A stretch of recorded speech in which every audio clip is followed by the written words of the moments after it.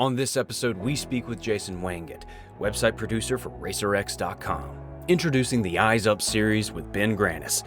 The Eyes Up mission extends beyond road safety. It's to illuminate, illustrate, and demonstrate the benefits of life away from technology.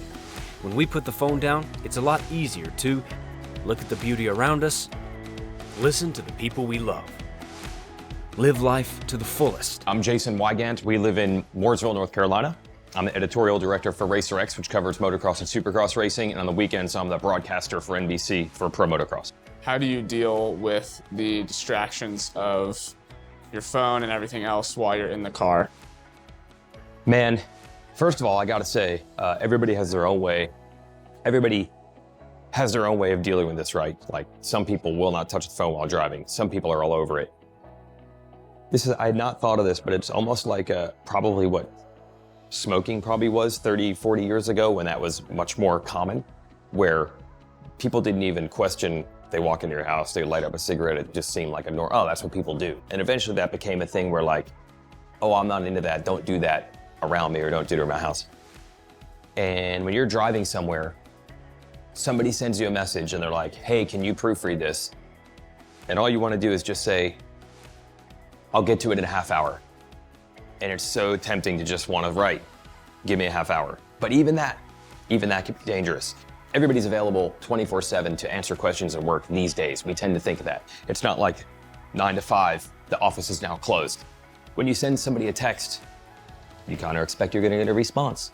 So the idea of I'm going to be shut off for an hour in today's environment is really difficult. When you're ambitious, you're always searching for that efficiency, right? And you're just like, man, if I could give that guy an answer right now, instead of 45 minutes, he's gonna be 45 minutes ahead on getting this thing done. So in the moment, it feels so important. So I think that's what it is. Just kind of relaxing the environment and saying, we'll get to it when we get to it.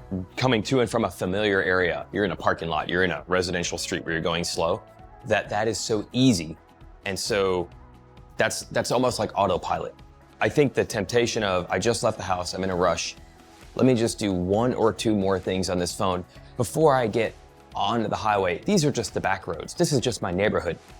I'm in your neighborhood. I know you might be going 15 miles an hour, but there's just as much a chance of hitting something or someone in your neighborhood.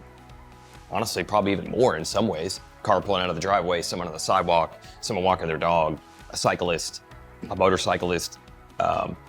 I think that's one of the main things. You have to treat every single time, every area that you drive the same. It doesn't matter if you're going 80 miles an hour or 8. This is distraction. This is work. But it's only going to get harder as the worlds meld together. And there's plenty of times where I'm at a place like this getting lunch, and then you didn't know it was coming at 11 a.m. where someone announces, I'm injured, I'm out for the season. And whatever media outlet got that first wins.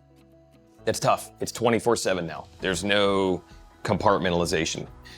We've become 24/7, and people expect it. It's not easy. To learn more, visit EyesUpRide.com.